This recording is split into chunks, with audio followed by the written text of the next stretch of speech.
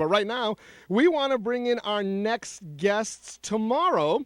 There's going to be a very special open house held at Northern Essex Community College to highlight the school's health professions program. And joining us on the phone lines right now is the Assistant Dean of Health Professionals and the Director of Health over at Northern Essex Community College, Nancy Julin. Good morning, Dean Julin, and welcome to Merrimack Valley Radio.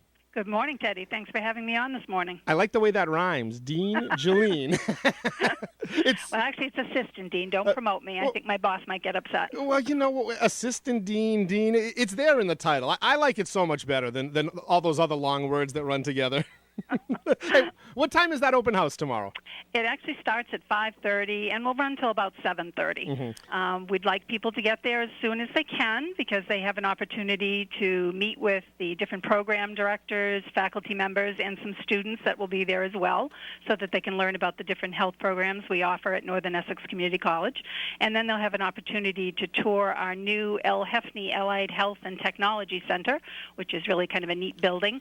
I don't know if you know much about it, but it's all with these brand new human simulator mannequins that can do everything except get up and walk away.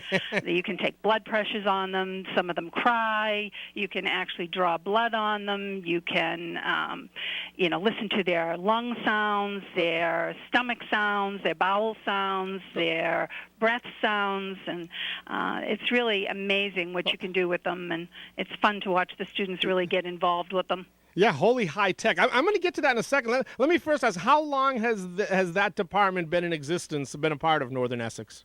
Oh, Lord, back into the 70s. We've had nursing programs and radiologic technology programs, and, through the years, different ones have been added on, dental assisting, medical assisting, some of our newer programs, ophthalmic assisting, and the new one starting this fall is health information technology and electronic health records specialists. There's a mouthful for you. Yeah, it's interesting as you talk about the continued growth there. Really, if you talk to any experts in jobs and careers, this is really health is the one field where it's almost unanimous. People tell you if you want to assure yourself of a job coming out of college, be it a 2 or 4 year degree, shoot for something in the health and sciences area. You folks really are preparing the community for the next wave of economic growth, are you not? Yes, we are, and we'd like to see more and more of the local residents of Lawrence get involved with our programs because we really want to see that our healthcare force reflects the community. There's certainly a need for Latinos in healthcare today. Do you make any special accommodations for bilingual folks in that program? Is there preference given? There's not preference given, but it certainly is something that's advantageous to them when they go to start looking for jobs once they finish programs. Being bilingual is definitely a plus. My former name was Garcia, and I would like to say that I'm bilingual, but I'm not. I can speak a little bit in Spanish, but just enough to be able to get by. I wish I knew more. Yeah, you and me both. I should have paid a little bit more attention. Let's talk about this El-Hefni Center. When did that open? It actually opened in January of this year, and we had a big opening ceremony with, all the bells and whistles, and again, people had an opportunity at that time to tour the building, but, again, we're hoping that tomorrow night that more people will come and see what we have to offer and hopefully get excited about our health programs. Yeah, it sounds about as high-tech as you're going to get. You have a simulated hospital intensive care unit, there's an ambulance, even a doctor's office. How valuable is it for students to actually be in this type of an environment rather than at the traditional classroom, desk, lecture hall, and lab? Well, I don't want you to think that they don't still have the traditional class. They do.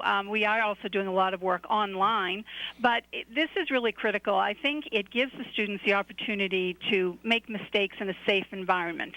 Ultimately, our students also have to go out into the real world, into the clinical, what we call clinical practicums or externships, and we really want our students to be well prepared for that. This is where they get to, with the human simulator mannequins, make mistakes and not harm anybody, obviously, but it's funny to watch them because they really do get into it. And after a while, they forget that it's not a real patient, and they really, are acting and reacting to that mannequin like it is a real person. It's fun to watch. Yeah, let's talk about these mannequins for a second. That is incredibly high tech. You mentioned they can cry sometimes if feeling pain. You take their blood pressure. You hear stomach sounds.